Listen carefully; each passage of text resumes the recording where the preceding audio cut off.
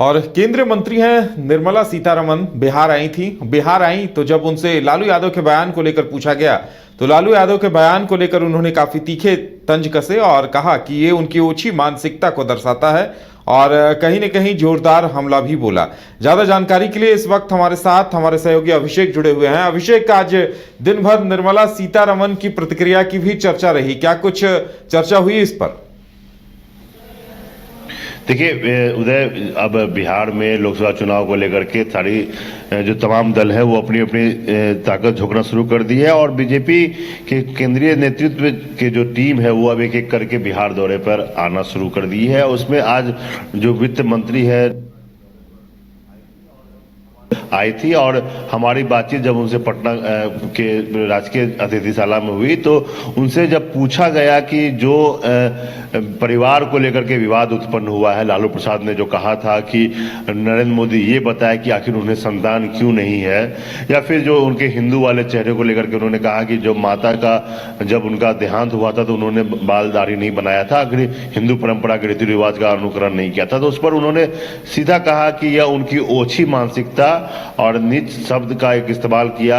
कि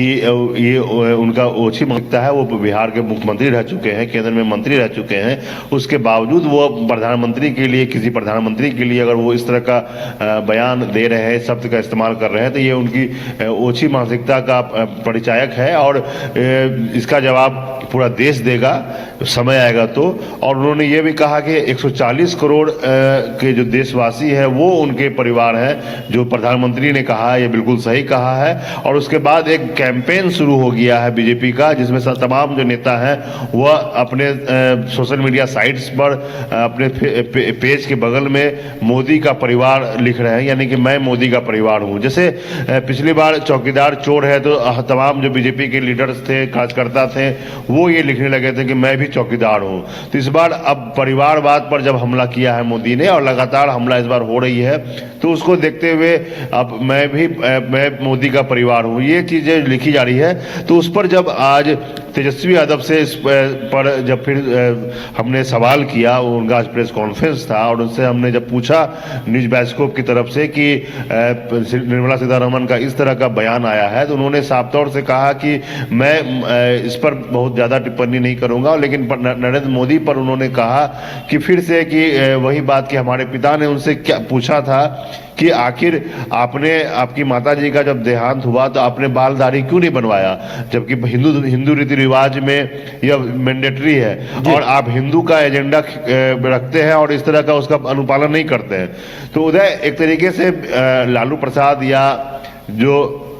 विपक्ष के तमाम नेता है वह यह बताना चाहते हैं कि बीजेपी सिर्फ हिंदूवादी चेहरे का मुखौटा पहने हुए है, उसको कोई मतलब नहीं सनातन धर्म से या हिंदू रीति रिवाज से, और सिर्फ वो इसको वोट बैंक तक सीमित रखी है। जी उदय।